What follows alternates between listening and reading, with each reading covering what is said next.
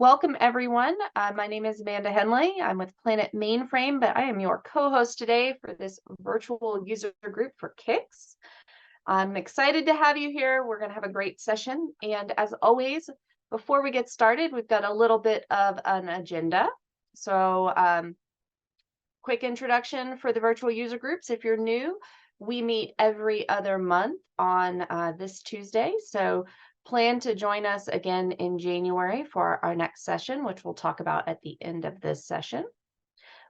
Today we're going to have our presentation. We'll have some time for Q&A. Then we will talk about some articles and news. And like I mentioned, we'll talk about our next session. So before we go too far, I do want to take a moment to thank our partners that enable this and all of our user groups to happen. Our CICS sponsors are Broadcom Mainframe Software, IntelliMagic, Data Kinetics, and Planet Mainframe. All of these sponsors have some really great resources for you to check out. So I encourage you to go to their user groups, check out their forum especially, and their blogs, because there's a lot of great information there. And I promised I wouldn't do a lengthy introduction today. So I'm going to stop my screen share, but I'm going to introduce you while I'm doing that to our presenter. So Andy Wright is a Master Inventor, and he has an MSc in Software Engineering from the University of Oxford. He's 35 years experience with the CICS family of products and their associated tools. And he's written a lot of articles on IBM software. He's presented at Impact Conference, Nordic Guide, Share, technical conferences the world over, basically. And he's also developed the ITSO Red Books and education classes and CICS customer health checks. So Andy, thank you. We're lucky to have such a great wealth of information. Thanks for joining us. Well, thank you very much, Amanda, and hello to everybody out there. Good morning, good afternoon, or good evening, depending on where you are. I just noticed my virtual dial-up was playing up, so if I do drop, I might come back again in about 30 seconds, but hopefully we'll be okay. Seems to have settled down now. So yeah, as Amanda says, I'm giving a presentation today, and I'm going to be talking about CICS and the ideas behind recovery, what recovery means and how it works in a CICS environment. A bit of background, I work in CICS Level 3 in the change team at IBM in Hursley. I've been there 35 years now, working on CICS, going back to CICS 161. So quite a few releases have come along, and I've worked on all of those releases since about 1988, specializing in certain areas, databases, recovery, files, logging, journaling, those sorts of things, the sort of core of CICS. So we'll make a start then. So just a few notices and disclaimers to go through at the beginning. I thought you might like a very, very brief bit of background about where I work. I work for IBM in the Hursley laboratories, which is in a village called Hursley near the city of Winchester in Hampshire, so the south of England. And it's a big IBM software development lab. So products like CICS, MQ, and other products have been developed there over the years and supported there globally for our customers. The old house in the photograph, that was built back in the 1700s. It was an old manor house. It was used as a hospital in the First World War, and it was used as part of the Second World War when the Spitfire aeroplane was being developed, for example. IBM moved in the 50s, and they've built lots of newer buildings around the site. So that photograph was my two sons playing football on the lawn, probably about 15, 20 years ago now. They're both bigger than me now, so it was quite some time ago. And just a few sites there of what you can see around where I work. It's a nice place to work, very pretty location and a very enjoyable atmosphere. So hopefully we all know what CICS is, but to set the scene about why we need recovery, you have to remember that all these releases of CICS that have come along over the years have proven to be very successful for a number of reasons. One is that data integrity is built into the product. And when you're acting as middleware, running customer applications, communicating between them and the operating system, it's very important that you can guarantee that data integrity. So CICS is built on recoverability, ensuring we can undo changes that need to be undone and commit changes that we want to go ahead. And our applications doing all that work in CICS, they can be written in Java, C, Assembler, COBOL and PL1. And the newer releases, we support newer interfaces, JSON, web services, SOAP, all the things that have come along in the last 5 to 10 years. CICS has embraced as means of getting work into the CICS system. So I wanted to start off and talk about recovery, but it's a bit of a difficult topic because wherever you start, you're kind of building on something that you may already have to know. So you could start with CICS recovery and our recovery manager component, or we'll talk about these things called ACID properties, sync pointing and two-phase commit, and other quite obscure terms like implicit forget, last agent, single updater, they come along as well. There's something called shunting. What's that all about, for example? We support backout, lots of object-oriented classes now used in CICS for this code, units of work, log streams, and you can see that it all starts to build up and build up and build up, and there's lots and lots of terms that people all have to kind of understand, but there's no logical approach to it often to make sense, and it can be confusing for people. So we'll take it nice and slowly and work our way through the mist. So I thought I'd start off with a quote. Now it's quite dry, but don't worry, it's going to get a lot more exciting in a bit. This is taken from a book that was written, getting on for 40 years ago now. And it's kind of a Bible or reference material for how to write a transaction processor. And these three guys who wrote it, they stated that the goal for a system like CICS and other transaction processors is to ensure that the work's done atomically, meaning everything that's sharing data doesn't interfere with each other. And if there's a problem and you terminate or fail, then your changes are undone. If you complete normally, they're all committed. So it's all one thing or the other. And these are the basic principles that everything in recovery processing has to be built on. And we talk about these things and we refer to them as ACID properties. So we'll look at those four to understand what they mean. So the A is atomic, and it's really saying that what you do, all the work that you do, we're going to treat it all as one operation. So if you do it and you make some changes, then all those changes are going to be committed. They're all going to happen, or none of them are going to happen. You can't have half of them done and the other half not done. So we treat all the recoverable operations in a bit of work as either all happening or all not happening. It's an atomic set of changes. Consistency means that when you start and when you end your work, your data is in a consistent state.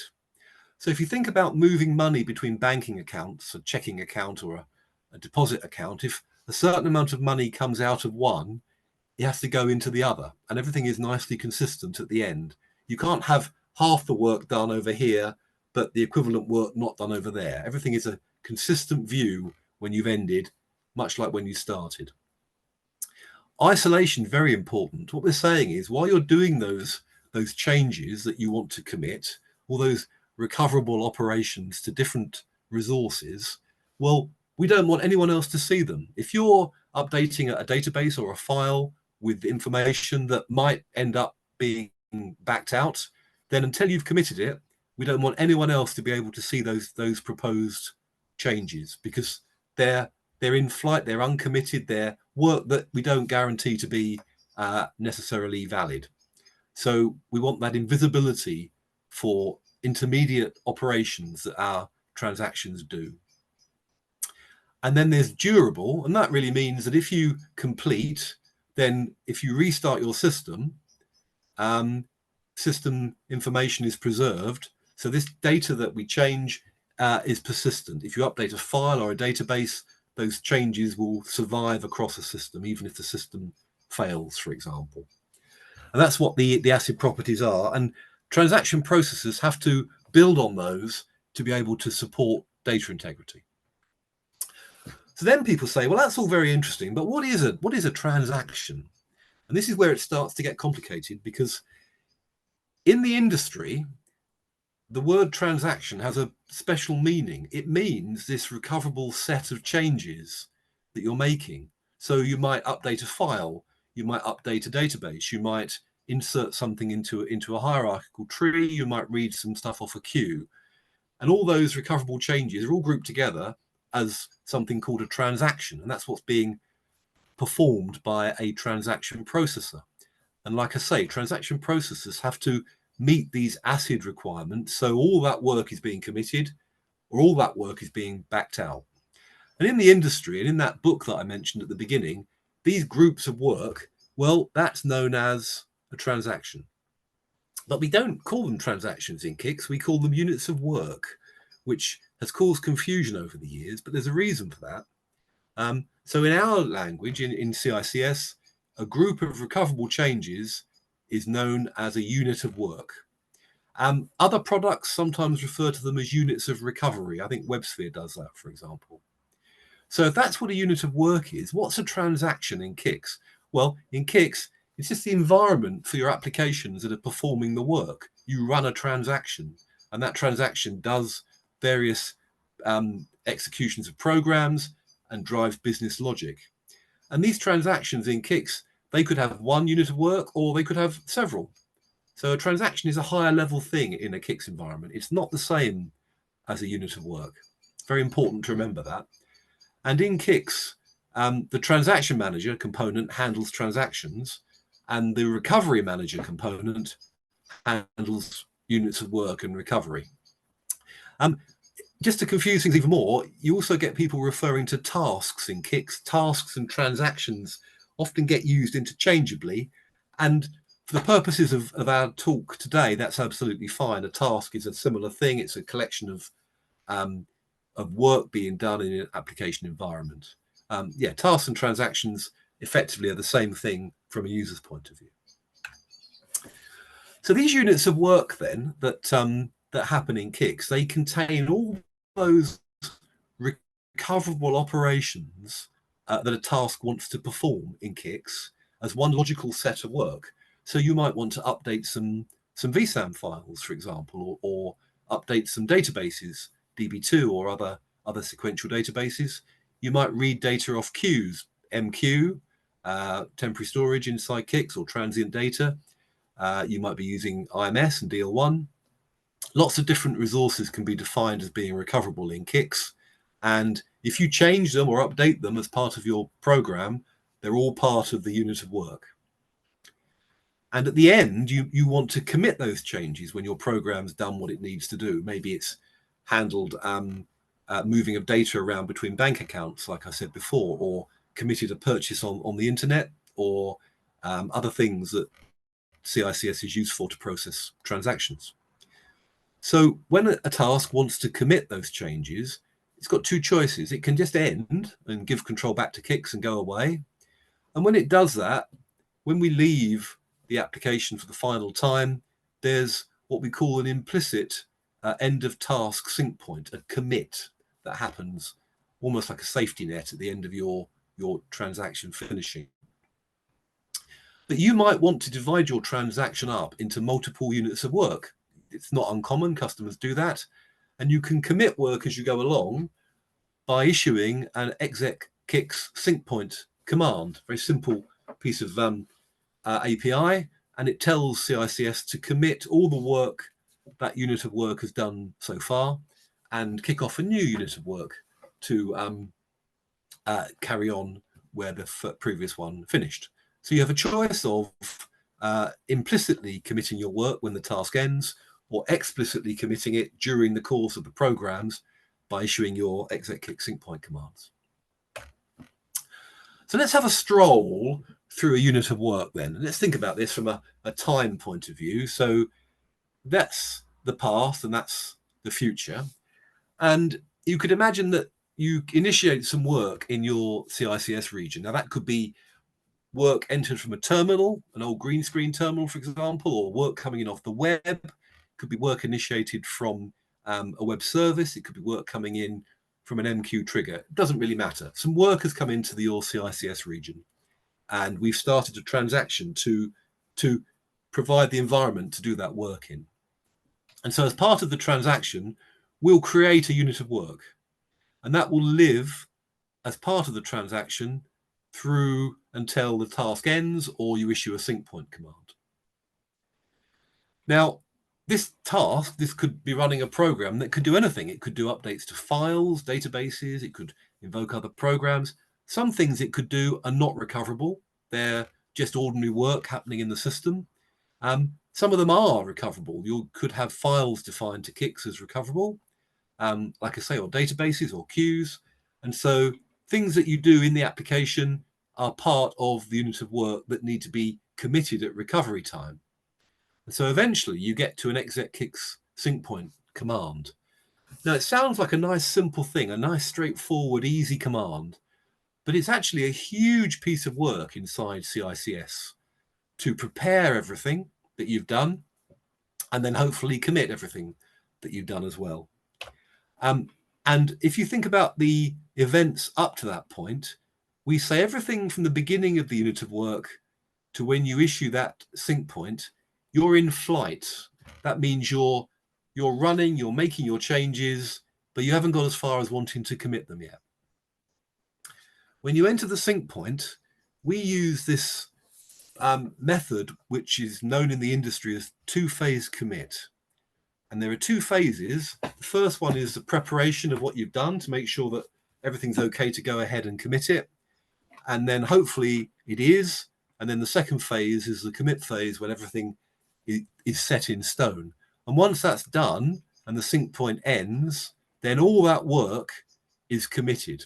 So it can't be undone now unless you explicitly reverse it yourself with some sort of compensation logic you have to write yourself. As far as CICS is concerned, that's all committed work.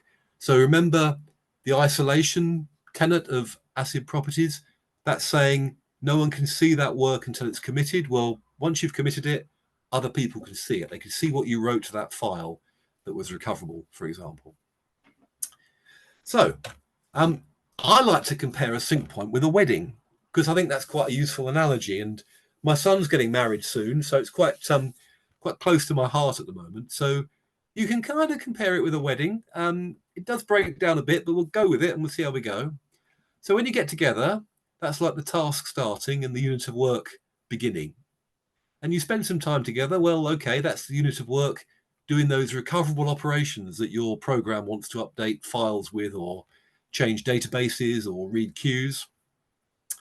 And then you get to the point when you want to make that finalized.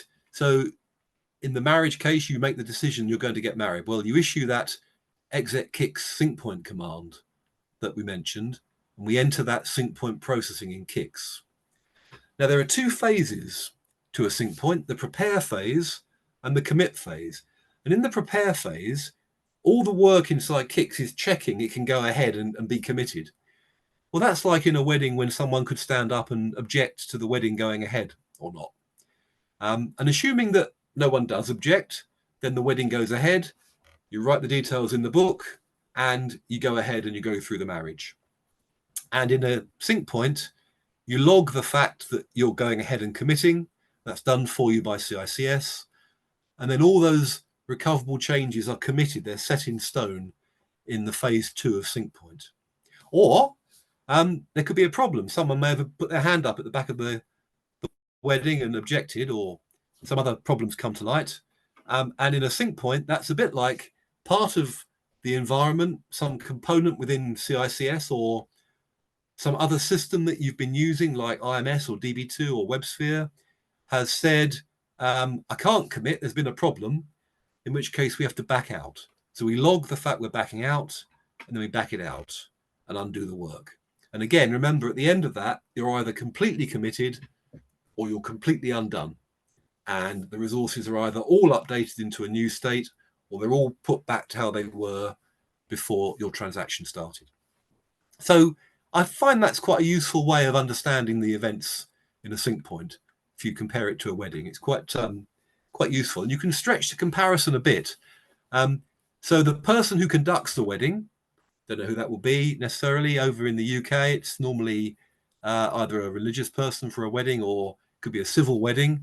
Whoever's conducting it elsewhere, same idea.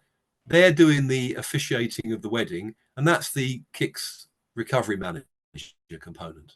And all that paperwork in the wedding, the certificate, the signing of the books to confirm that you're legally married, well, that's the data being written to our logs by the CICS log manager. So our recovery manager, that manages all these units of work. It looks at them all, it manages their status, and it progresses them through the run of CICS. And its job is to coordinate all those recoverable changes made by local resource managers. So that's things like in CICS, file control or temporary storage or transient data or other components that are part of CICS that you might want to be changing. But Recovery Manager also coordinates work with other systems. You could have multiple CICS regions communicating with each other, or you could be talking to IMS, or you could be talking to DL1, IMS, sorry, or you could be talking to DB2, or WAS, or MQ, or other remote systems. And they're also part of the distributed communication that takes place that Recovery Manager has to coordinate. And if there's a problem, if you have to restart your system or if your application crashes, then Recovery Manager has to use data on our system log to rebuild things to a committed state once more on a restart. And so the log manager is the other component that handles all the log data. So if it's called to write data, it will write data to our logs. And we have two logs in CICS for system work, DFH log and DFH shunt. But you can also write data to user logs for other purposes that we'll see in a moment. And the log manager, it maps these logs that you're using to an underlying infrastructure to hold the data, and that uses log streams, which are part of the ZOS logger subsystem. So that's the two halves of CICS working together to manage recovery. So I've talked about logs and log streams. Well, all our recovery data, that gets written to DFH log. That's our primary log stream. And everything that gets written to it is there purely to allow CICS to recover and undo things if it needs to. So if there's not a problem, then we don't have much need to read the log, apart from on a nice restart. It's more there to be considered as an insurance policy if you have to undo things. There's a secondary log stream, which we call DFH shunt, and that's provided for long duration data, things that hang around for quite some time. So that could be transactions that fail during sync point and their units of work get shunted, hence one of the reasons why it's called DFH shunt. But it can also be for data that we have to hang on to for a long time, like a long-running transaction that doesn't sync point very often, for example. So there are these two log streams, and those logs we map to the log streams managed by the ZOS system logger. And the log streams, they can be either on a coupling facility or on DASD. And some of our customers have CF log streams, some have DASD log streams. CICS doesn't care, doesn't matter to us. It's all handled by the ZOS logger. So we don't mind which media is being used, it doesn't make any difference to us. But there are other logs and journals that are used within CICS, and they're what are known as general logs or user logs. And they're not for backout, they're not for recovery of resources or undoing changes that need to be backed out. So the general logs are for other more bespoke purposes. So file control in CICS has this old mechanism called auto-journaling, where you could journal information about files when you were changing them. You could preserve what the file had in it before and after a change, or you could log data about changes to files. And then more recently, file control also supported forward recovery, which is the ability to recover data sets after some physical problem, say a head crash in disk days when disks used to fail in that way. So forward recovery journals, again, part of CICS file control, and that's after images. That's data as it looks after you've changed it, as opposed to the before images that we write to DFH log and DFH shunt to undo things. CICS also supports something called replication logging, and that's for replicating changes to vSAM files to a disaster recovery site so that you can have a remote version of a file somewhere distant from your primary site, and you can use and the log data can be used there to rebuild resources remotely. And there are other reasons why some customers use general logs. You can log the input and output screens of terminals, for example, for auditing purposes, and tracking of what data has been sent to and from screens. And you can have security audit logs as well. So there's a number of reasons, and these can all be mapped to different general logs and therefore to different log streams and written out by CICS in the same way as we do to DFH log and DFH shunt. So I've mentioned backwards and forwards recovery. Well, those system logs, DFH log and DFH shunt, they're only used for backward recovery. So it's before images. It's what something looked like before an application changed it. Because if you fail, we need to read that data back to undo it and restore those recoverable resources to their previously committed state before the application that has had a problem updated them. There's also this thing called forward recovery, and CICS VR is an example of a product that was provided to perform that. And that takes after images, what things look like after they were changed for vSAM records, as I mentioned earlier. Typically used if you want to ensure data sets can be recovered after there's been some hardware problem and you've lost the data after it's been committed. And those general logs I mentioned, well, they often can be used for non-recovery purposes at all. They can be used purely for auditing or security, like I say, or keeping track of changes that were made to non-recoverable resources. So there's a variety of reasons why you might end up wanting to log data, and it can be for backward recovery or forward recovery or just general recording of information. Now, depending on how you start your CICS region, we use the log data in different ways as part of our system startup. And there's three main ways you can start a CICS region. The most basic is what's called an initial start. And that's a completely fresh run of CICS. So you're starting it initial. You're saying, I don't care about anything that's happened before. I'm going to start completely fresh. So any work you did before that was on the log gets deleted, and it's a completely fresh run. Tend to do that to ensure that everything's tidied up and you've got a nice environment. And some customers always initial start, some customers very rarely initial start. But that's the basic startup type. Then there's a thing called a cold start. Now, a cold start many, many years ago was what an initial start is today. But a cold start today is not quite as cold as it used to be. It's not quite as Arctic, as it were, as an initial start. On a cold restart, then we don't care about local things that we've done. So if you've got changes to local resources, we don't care about those. Everything's picked up from the CSD, from your RDO groups, as it would be for an initial start. But we do preserve a little bit of information on the log about work that was happening in the previous run that had remote obligations, so was communicating with other systems, for example. And we do that because when we then reconnect with those systems, we need to have that information to answer questions from them about how far that work progressed and whether that needs to be undone or committed. So a cold start is much like an initial start, but there is some data preserved. But normally, customers would run their CICS region and have a controlled shutdown, and then they do an auto restart, which means they would bring it up to how it was before.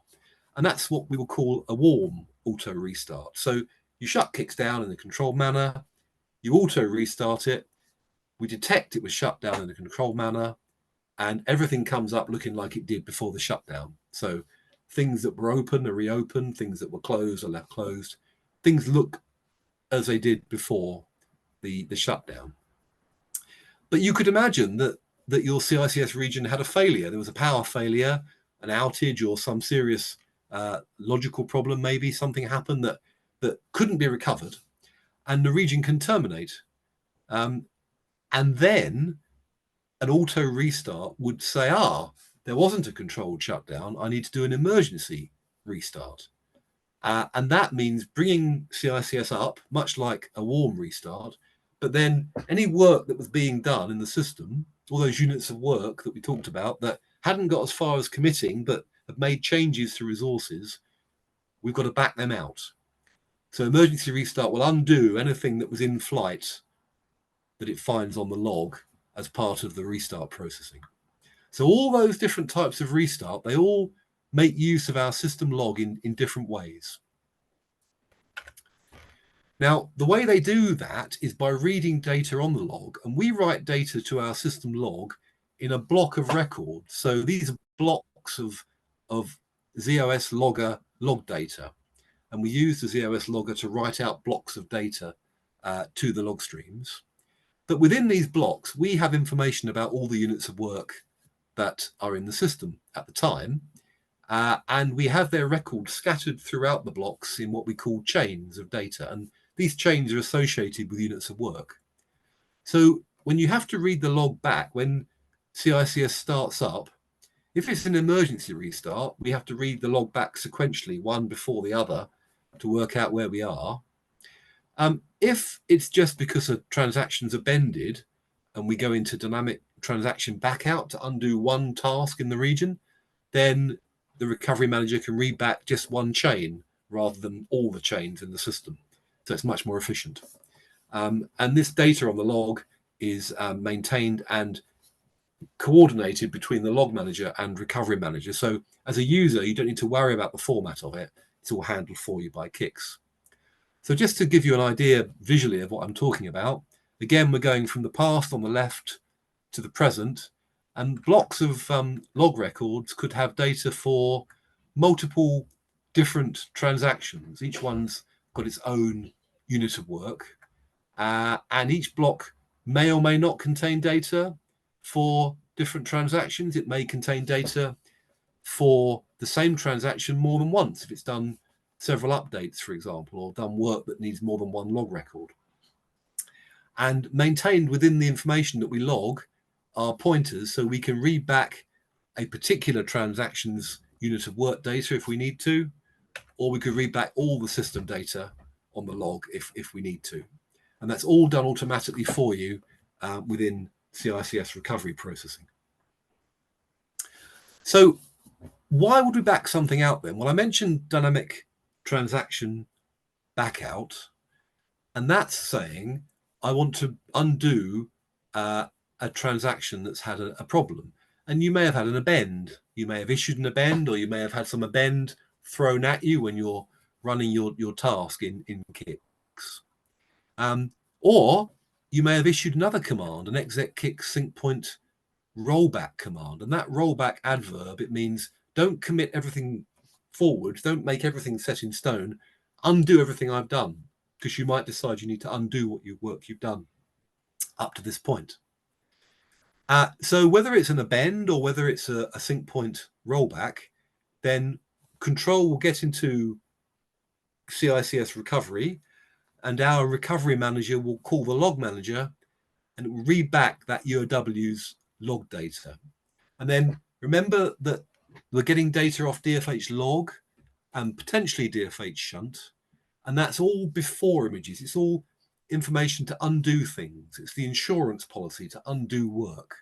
So if it's a file update, for example, we'll give that information to CICS file control to undo that particular piece of work to a file. If it's a temporary storage queue, we might call the temporary storage component to undo that change. Same with transient data, for example. Could be remote obligations. It could be work to IMS or MQ or WAS. And depending on what we've logged or what we need to undo, we will ensure that the appropriate client is called to undo that work. And that's known as dynamic transaction backout. And like I say, it runs down one of those chains. It's optimized to just undo one piece of work in the system. Now, if you think about our system log, there's an awful lot of data on there, and it's always rolling forwards. We're always writing more and more records. Now, we don't ever really want to read that data unless we have to do some backout work.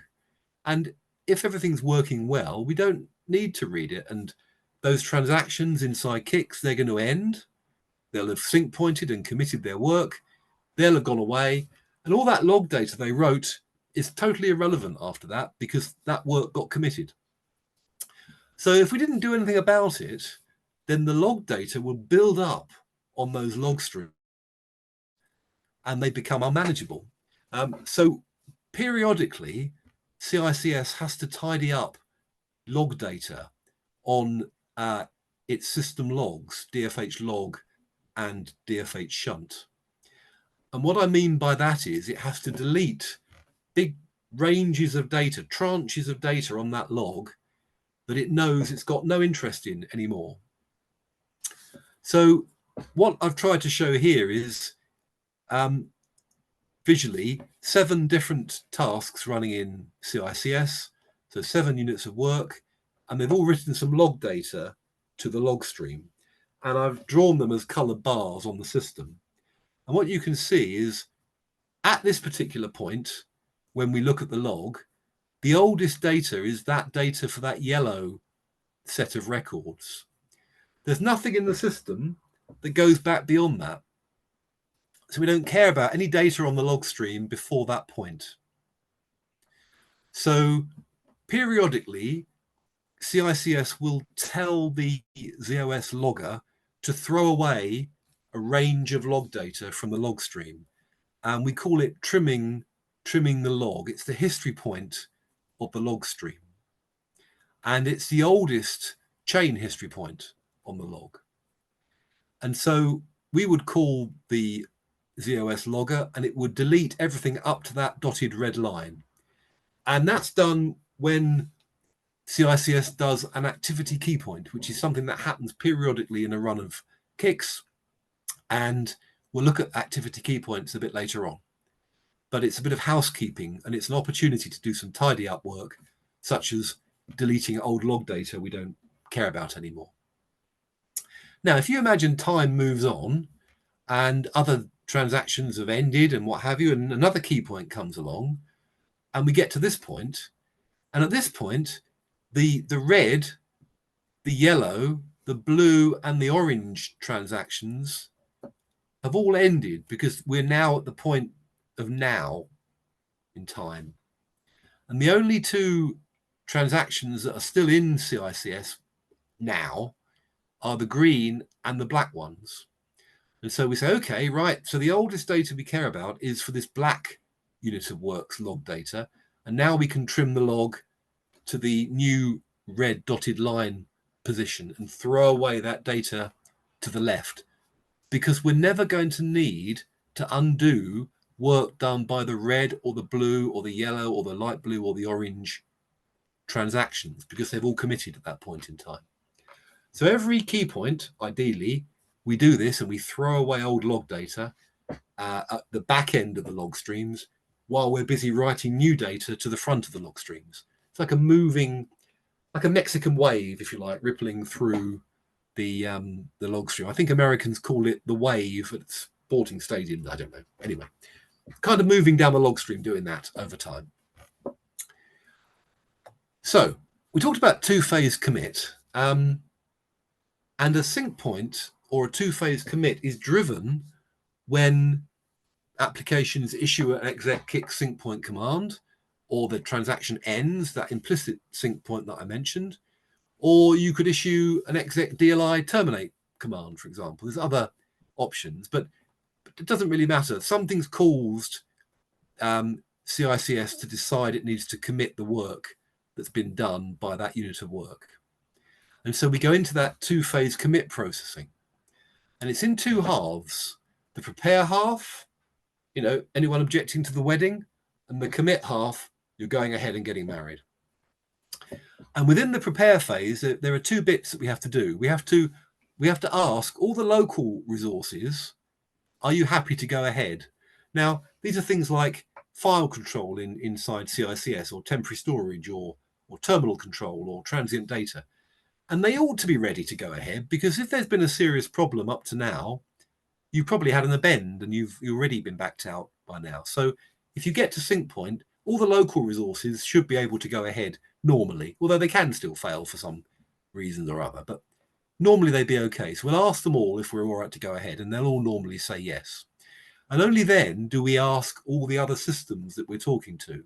So you could have had a front-end CICS region in old days connected to VTAM, may well still be, or it could be a socket owning region where work comes in from TCP/IP, or a web owning region, or work coming in from other reasons. And that could be communicating to a number of AORs, application owning regions, running your applications, and they could be communicating with back-end regions, file owning regions, or database owning regions, or queue owning regions, or other CICS systems if you're DPLing from one CICS to another. So it could be quite a complicated web of remote systems. And we have to ask each one, are you ready for us to commit? And they all have to vote yes to be able to allow us to carry on. So we're saying, have they all voted yes? And if they have voted yes, if one comes back and says, yes, I'm happy to commit, then they have to be able to commit later on when we tell them to. They've basically said, I'm definitely able to commit. And at that point, these remote systems, they go what's known as in doubt. They enter this in doubt phase, waiting and twiddling their thumbs to know what they need to do. Is someone else going to complain down the line and everyone get told to back out, for example? Or will no one have a problem, and so we tell them all to go ahead and commit? So there's other regions, they're in doubt. But CICS doing the sync point, the coordinator, is never in doubt. It knows what it's doing at any one time based on these votes.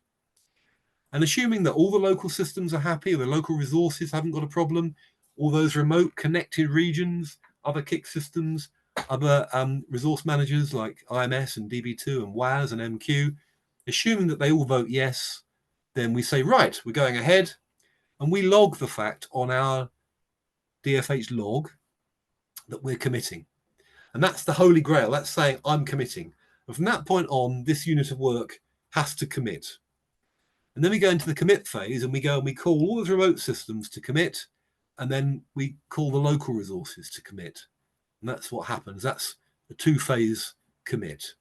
And it's being done by a system like CICS, which is a resource manager, a transaction processor, is a resource manager. And the resource manager has to have two things. It has to have a log that it manages, and it has to manage its own locks to be able to ensure things are done in a coordinated manner. So regions like CICS, IMS, DB2, WAS, they are all resource managers because they have their own recovery logs and they manage their own locking. Other regions, other systems, things like VSAM RLS, for example, that will do its own locking, but CICS manages its locking. So it's logging, sorry. So some resource managers are true resource managers that do their own locking and logging, and other ones are handled as part of CICS's own preparation work. Now, a backout, which is a commit backwards, again, you can get those, like I say, if you do a sync point rollback command, or if you have an append, which is more likely. And that's a single phase process. You don't prepare to back out. You're just called by recovery manager to commit all those remote systems. And then you're called by recovery manager to commit all the local resources, the files and the temporary storage queues and the transient data queues and whatnot. And you're told to commit them backwards to undo their work. You don't need to prepare to back out. Many years ago when I joined the team, one of the wise old developers said to me that any resource manager worth its salt should always default to backing out. That should be the agreed position from all these regions that are connected together. If there's a problem, we agree we'll all back it out if we can. And much like committing forwards, we log the fact that we're committing backwards in the same way. So everything happens in CICS that matters for recovery, we will log on our DFH log stream. Now, I mentioned shunting earlier. Now, shunting is quite clever. It's something that was introduced a few years ago now, and it was introduced because of a problem with that in-doubt window that I mentioned, that period when you can go in doubt, when you've been asked to prepare and you said, yes, I'm prepared, and you're sat there waiting to be told to commit. And that could take a long time. And for example, what used to happen was somebody might put a JCB through a communication link and all the regions can't communicate with each other anymore. So what do? You're in doubt. You don't know whether you were going to be told to commit forwards or that you might back out. You might default to back out, but what if other regions have started committing forwards? It's a problem. You don't know what to do.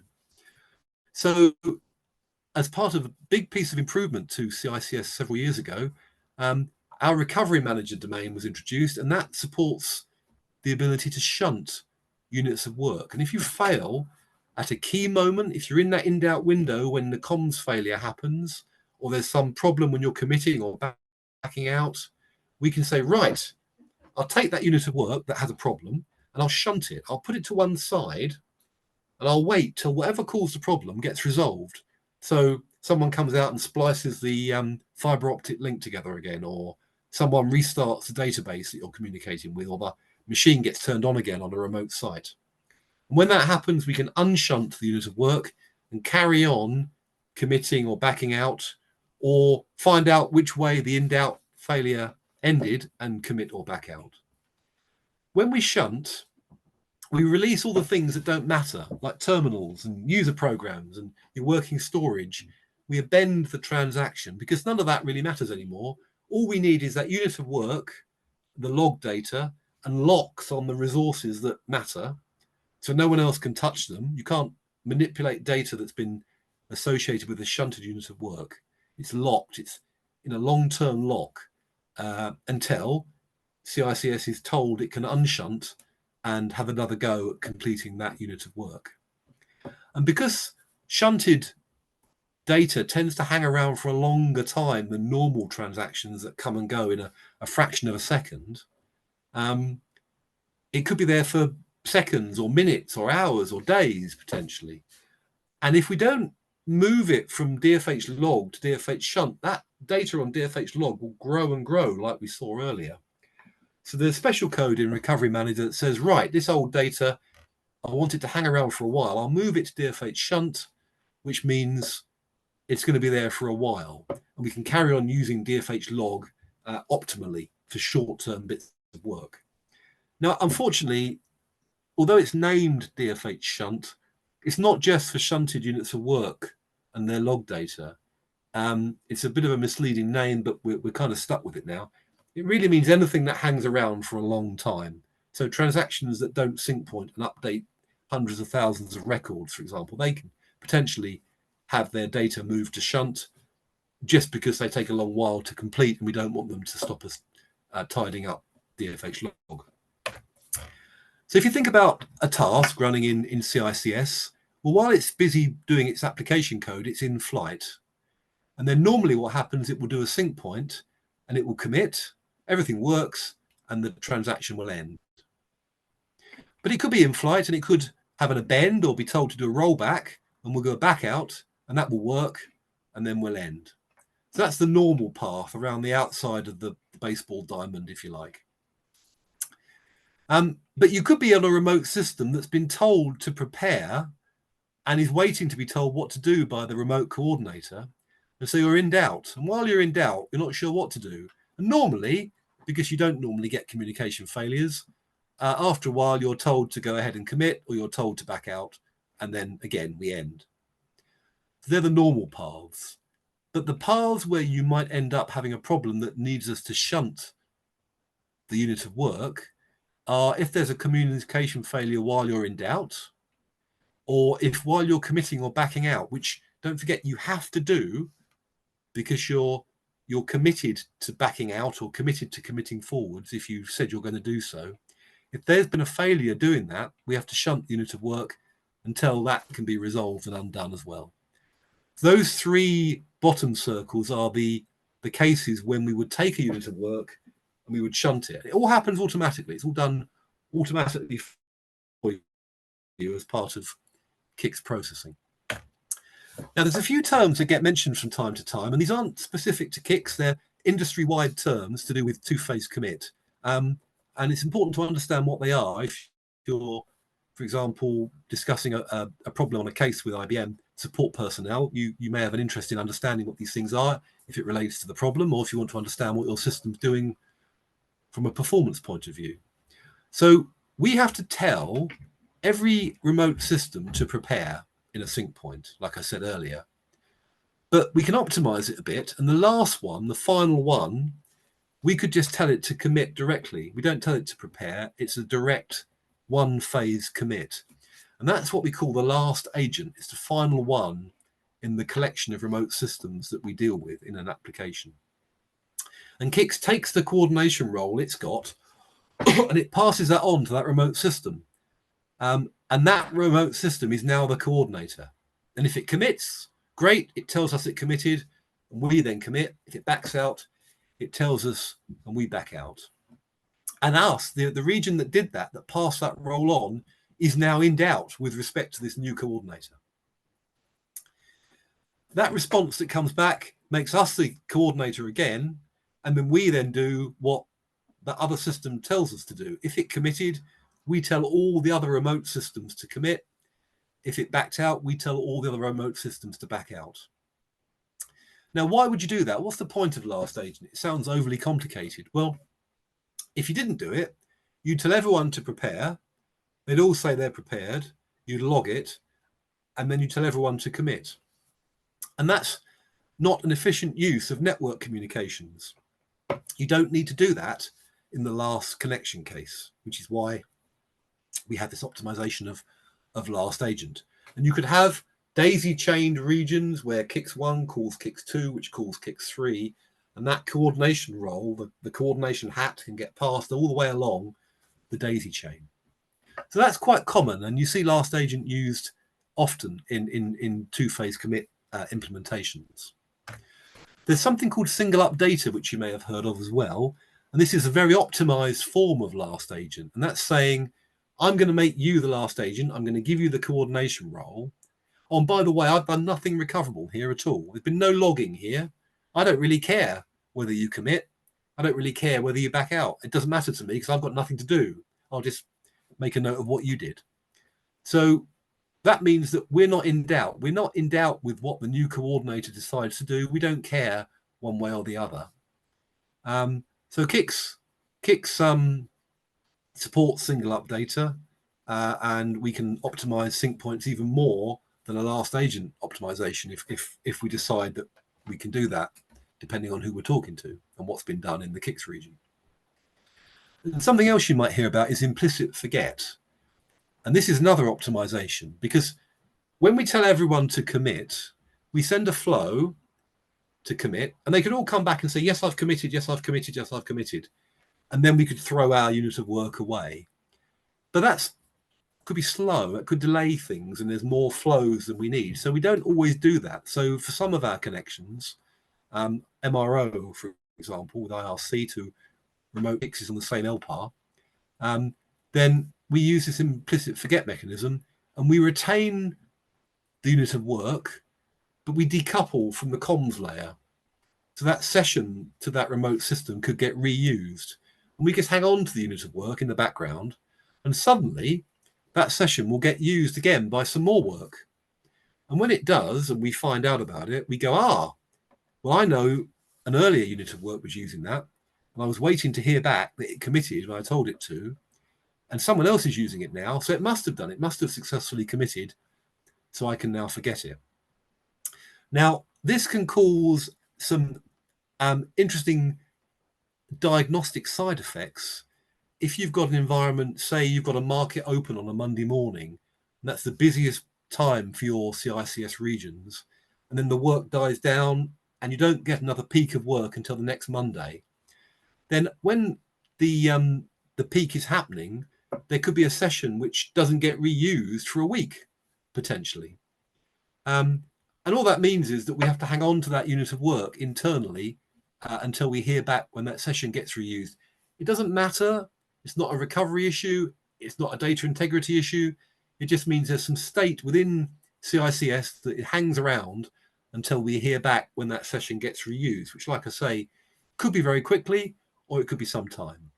And some customers have said they've used inquiry products. They've inquired on the resources in their CICS region, and they've noticed these old units of work waiting on a forget flow. And that's the reason they're there, so that we can know for sure that the earlier unit of work has committed. Right, so I mentioned key pointing. So we're getting towards the end now. We're getting down to the nitty gritty, if you like. Now, key pointing is something that we do periodically within CICS, and it's driven by this thing called AKP Freak, which is a CICS system initialization parameter, a SIP parameter. And you set that to a number, or you default to a number. And what that means is every time we've reached that number of log writes to DFH log, we'll kick off an internal CICS system transaction called CSKP. Now, you can't type in CSKP. You can't make it run yourself. It only happens when we want it to. And that will do housekeeping for the region. And part of what it does will log data to DFH log about what the system looks like at the moment. If you're doing a warm shutdown, we'll log the environment as we shut down so we can recover CICS on a warm restart based off that, for example. But something else it will do, it will trim DFH log and DFH shunt like we saw earlier with those colored lines, and throw away data we don't care about anymore. And it will do that trimming by calling the ZOS logger to delete ranges of data on those log streams.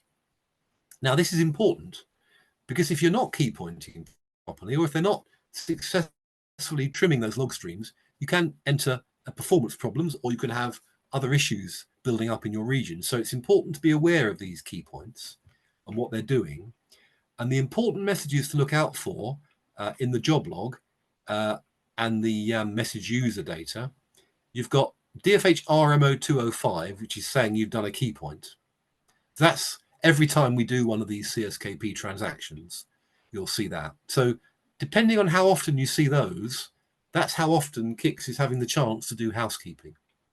Now, it doesn't matter if you do key pointing more or less often. There's no real hard and fast correct value.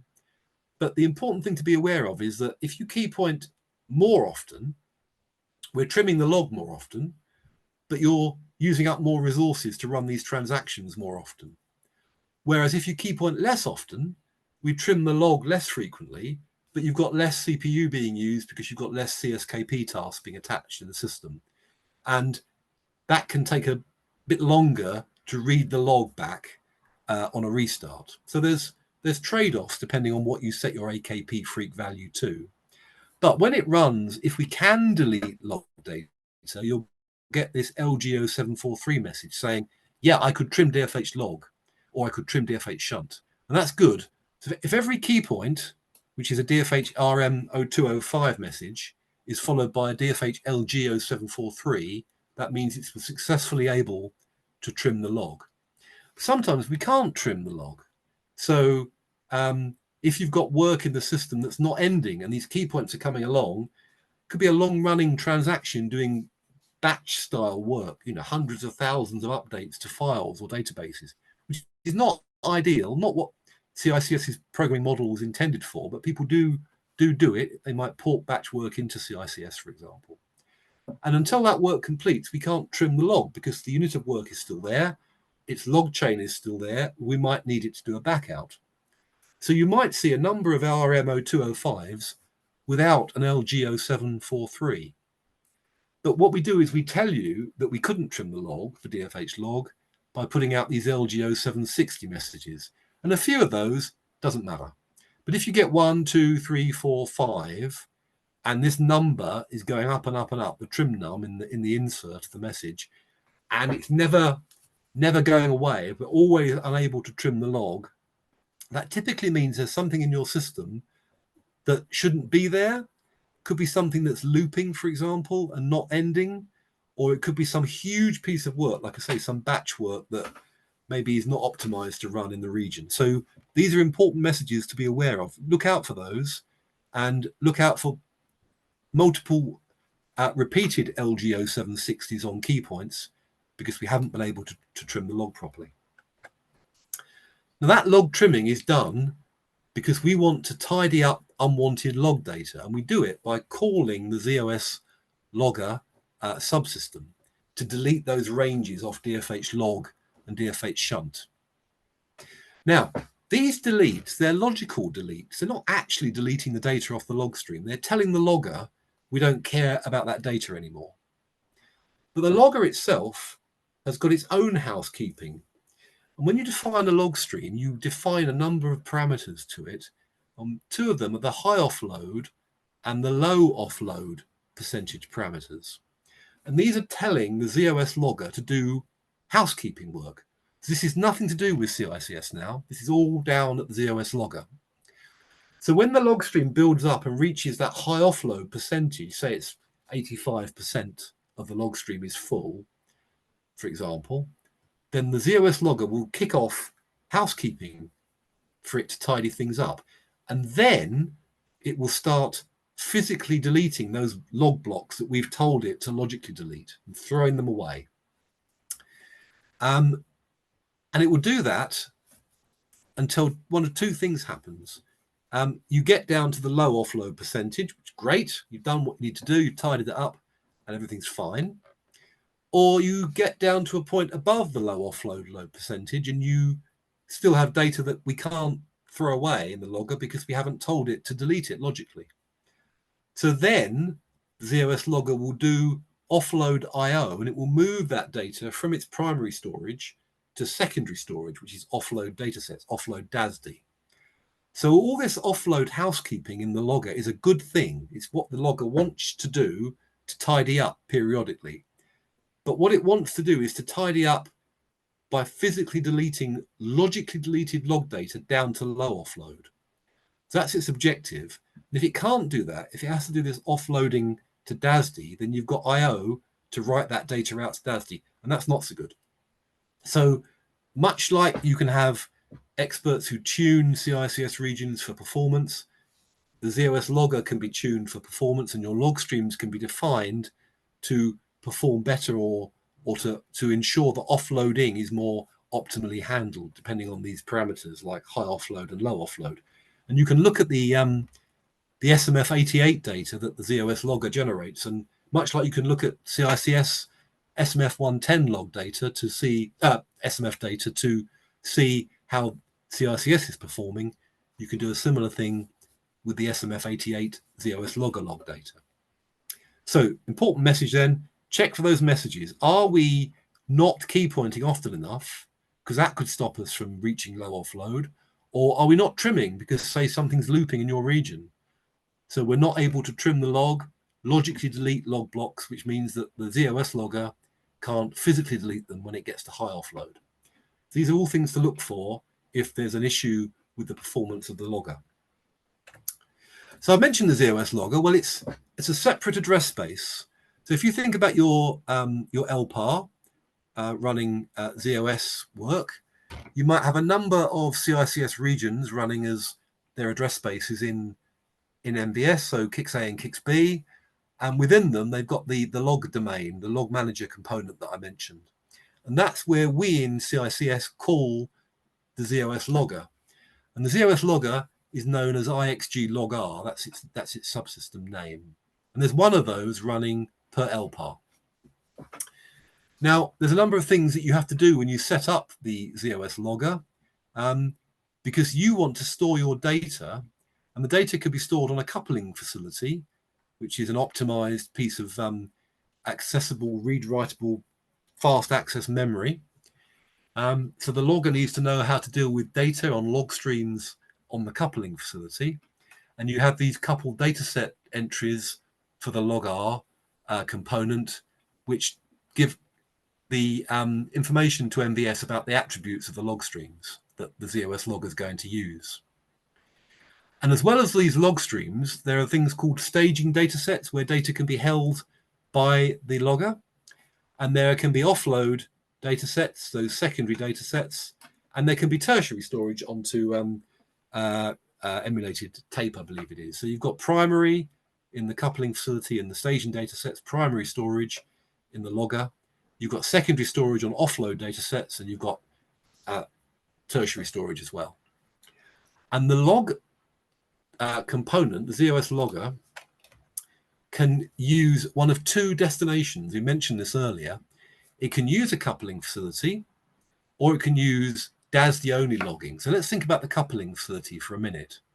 So now you've got ZOS running that system logger address space, and that knows about log streams that are defined to a structure, which is a component that lives on a coupling facility.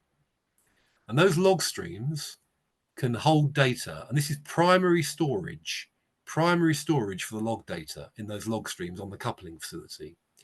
And the logger can then duplicate that. It can duplicate it in memory in a data space owned by the system logger address space, or it could duplicate it to a disk, the staging data set. And you can define on your settings what you want. And then you've got those offload data sets I mentioned, where data gets moved to when the ZOS system logger has to do its housekeeping, and it can't delete enough data from the primary storage. So that's what we do with coupling facility log streams. Lots of customers use CF logging, but we also have customers who use DASD-only logging. Like I say, CICS doesn't care. It's all below the level of CICS, down at the ZOS logger level. Now, with DASD-only logging, you haven't got a coupling facility. So your primary storage is those staging data sets. So data is being written to disk. And that's where it's being written to and read back from by CICS if you have an append or an emergency restart. And it's duplicated to a data space within the ZOS region owned by the system logger address space. And once again, you've got those offload data sets at the back end. So just to emphasize, CICS doesn't care one way or the other whether it's a DASD-only log stream or a CF log stream. It's all handled by the ZOS logger. As far as we're concerned, we're writing data out to a log and we're reading it back if need be. And the log data is handled by the system logger in ZOS, and that writes and reads the data for us. Right, so we're almost at the end now. So sometimes people want to analyze the data on the log. Now, those system logs, we mentioned DFH log and DFH shunt, well, we write to them and we might read them back if you have a unit of work for a task that's appending and needs backing out, or if you're restarting your region, doing an emergency restart or a warm restart and reading back down those logs. So they are readable. The general logs we mentioned, the auto journals, the terminal audit trails, the file control auto journals, we never read them back in CICS. They're only ever written to.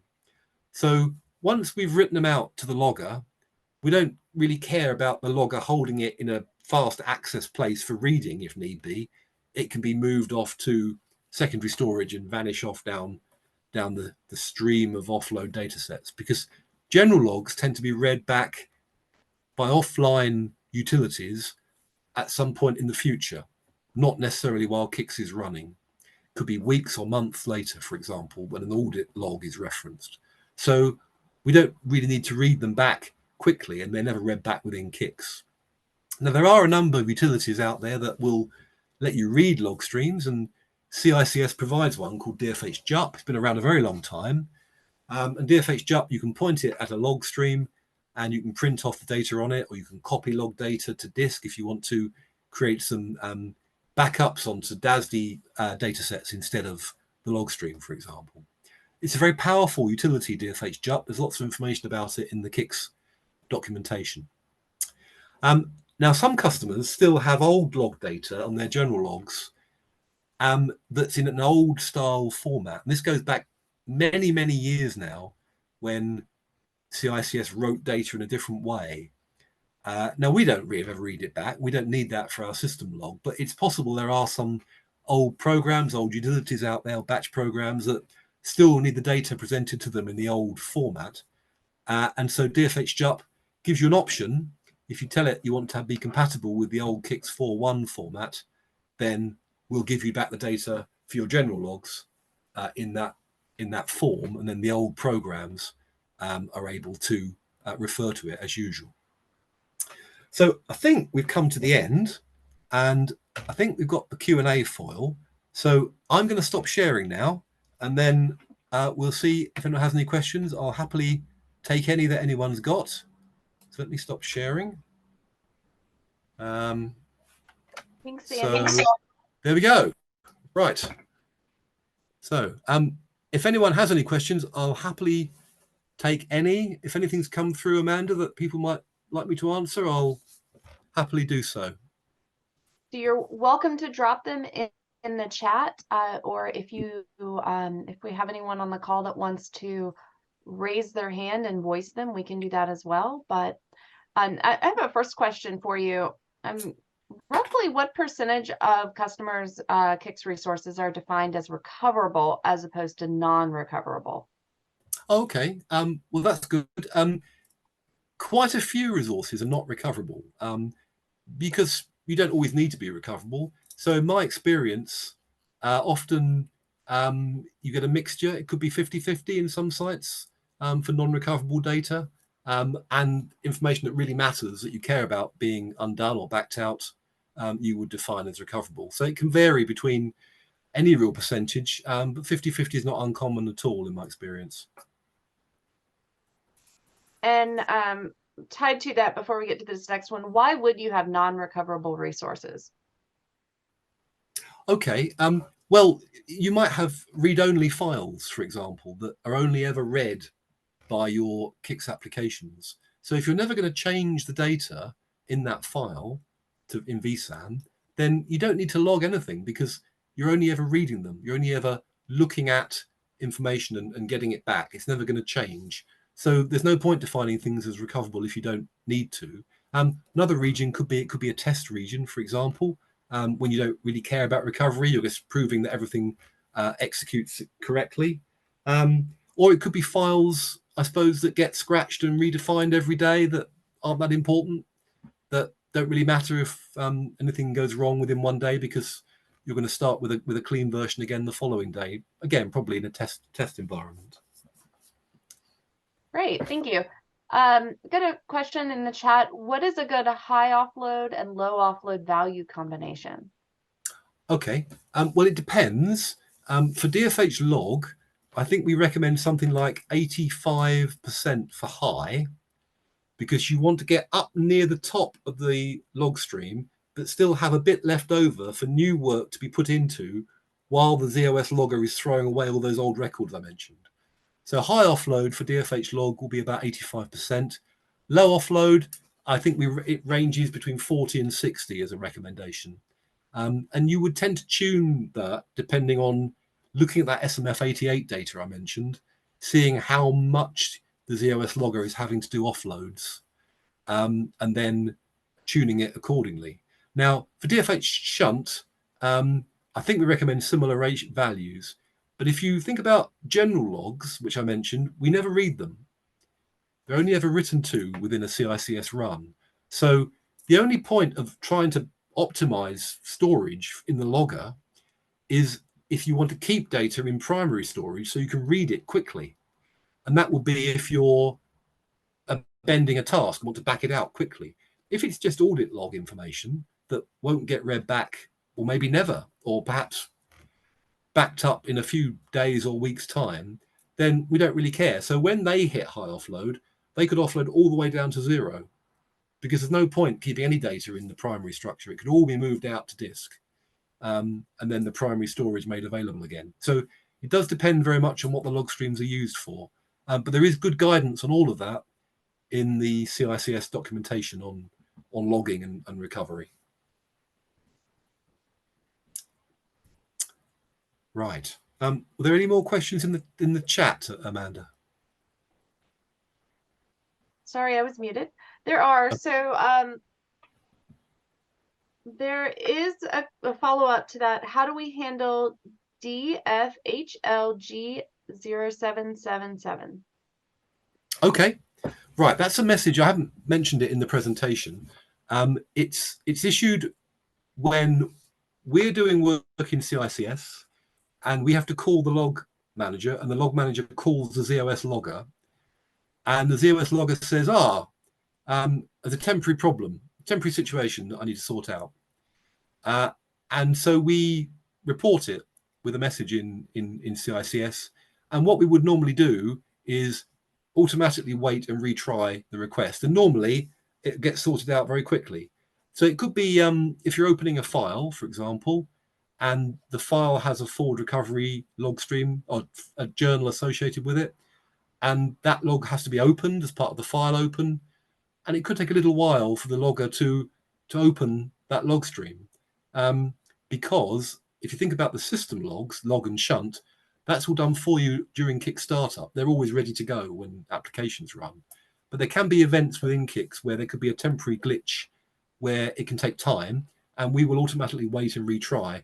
So you shouldn't have to do anything with a 777. It's something that we put out and will resolve automatically very soon afterwards.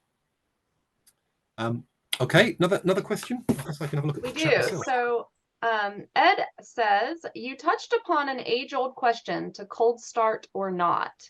That is the question. So what is your personal opinion? He says that they warm start our regions and only initially start them during upgrades. Okay, yeah. Well, again, that's perfectly fine, and you could do that.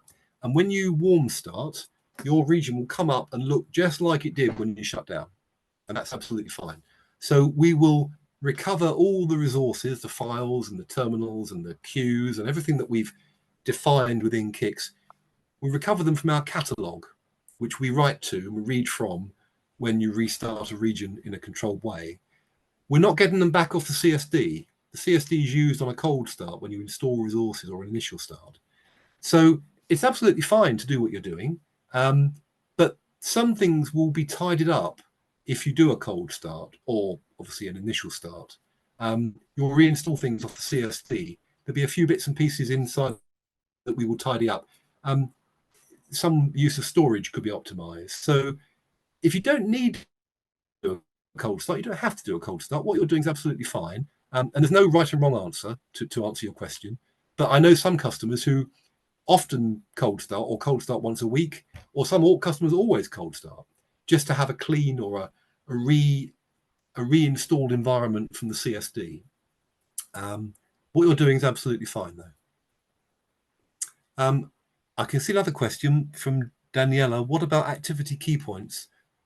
What would be a recommended time interval between them? Well, if you remember, an activity key point is kicked off with that AKP freak SIP parameter. And that's something that you define to CICS when you bring it up. And it's saying every time that many log writes have happened, kick off one of these key point transactions to do some housekeeping.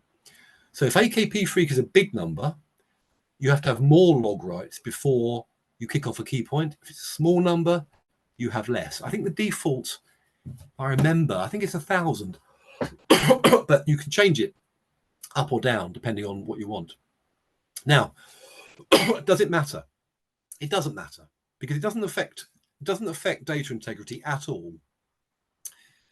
What it does do is it means there's a longer period of time between a key point. Now, I said earlier, if you key point more often, if you have a low AKP freak, then you'll run these CSKP transactions in CICS more often. You'll trim the log more often and tidy up stuff in the log stream. So when you do have to do a controlled restart or an emergency restart, there's less far to read back down the log before CICS can come up and say controls given to CICS again. So the more often you key point, all things being equal, the quicker your restart can be. Some customers obviously care about data integrity very much, but they care more about time to availability, or they equally care, I should say, of time to availability. They might have service level agreements for outages not to last more than a certain length of time, for example. So you might want restarts to be very, very quick. So you might key point more often, or you might key point less often. And all it means is if you have to read back down the log on an emergency restart, it will take a little bit longer until you find the data that you need to know what to do to recover the system. But if you don't emergency restart, it doesn't matter. So the long answer to a short, good question is there's no hard and fast rule. And because there's no hard and fast rule for a value of AKP freak, the time between those key points, between those DFH RMO205 messages, it can vary enormously. So on a busy system, when you've got lots of logging taking place, you're going to get to that AKP freak number relatively quickly. You might be key pointing every 30 seconds. I've seen every 15 seconds on a busy system. Busy system and or a low AKP freak number. On a quiet system, say a system which runs work during business hours and is left up overnight, you might get hardly any work coming in overnight, say from remote countries logging through to it. So you won't log much, so you won't reach the AKP freak number so often, so you won't attach a key point task so often. So again, there's no hard and fast rule. I would say if you're seeing key pointing every minute or so, that's even on a fast system, that's quite high. So you might then want to review your AKP freak setting because it might be a little bit too high for what you need. It might be that because you want to ensure a restart can happen very, very quickly if you have to restart, of course, like I say. Right, I hope I answered that. I can't see any more questions on the chat. Did you have any more questions, Amanda, that you wanted to ask me? Could you touch on recovery with failures? If it's unexpected, how long it can take you to recover, and talk a little bit about emergency restarts? Yeah, sure. Well, I kind of mentioned a bit of that just now. When we have a crash, a system crash, a power outage, or some sort of hardware check or machine failure of some kind, and you lose your CICS region, when you restart it, there'll be lots of bits of work that were half done. Some files that were left updated but never committed, or some queues that were read, or some databases that were half changed but not actually committed. And we have to undo that work. So we have to read back down the log to find what work was in the system, read back to a key point, and then we know from that what data is in the system and we know what needs to be backed out. Now, that could take a while. If AKP freak is set high, it could take a little bit longer to read back down the log to find a key point. The work in the system then that needs backing out, there could be a huge amount of records that work was doing. Say it was a batch style transaction. And if that's the case, that backout could take some time. So that's kind of a weaselly way of saying there is no hard and fast length of time for these things. Restarts can often take sub-minute, a few seconds. I've seen some on a very busy system with long-running work that's taken hours. But we do put messages out during the restart to alert you of what's happening if that's the case. Okay. Thank you. Well, it looks like all the questions we have. So Andy, thank you so much for joining us. You're very welcome. Thank you for having me. I enjoyed it. Hope everyone did as well. Yeah, and for everyone on the session today, we'll have the recording up along with the transcript in just a couple of days. So you can check that out on the user group website. As for the rest of our agenda today, I wanted to share with you a couple of articles and news pieces. You can do any of these QR code scans with your mobile phone in the Picture app. We've got a white paper on batch optimization that I want to call out from one of our partners. And Planet Mainframe has a new job board. So I pulled out an opportunity in Germany, actually, for anyone that wants to check that out. And as always, we're looking for contributors over at Planet Mainframe. If you've got any content that you'd like to share, blog posts, articles, profiles, and that kind of stuff. We have our social media that you can follow along on well, there is YouTube, but I meant to say LinkedIn or Twitter or X. And our videos go up on the YouTube channel as well. And on our website and YouTube, you can find all past sessions. So check us out there. Last thank you to our partners, IntelliMagic, Data Kinetics, Planet Mainframe, and Broadcom Mainframe Software for their support of the Virtual CICS user group. And our next meeting, January 9th, we've got Todd Havacost. He is with IntelliMagic, and he's going to be presenting same time, same place. So again, thank you all for being here. Andy, thank you so much for presenting. Thank you. And I hope everyone has a wonderful holiday season, and we'll see you in the new year. Thank you so much. Okay. Bye, everyone.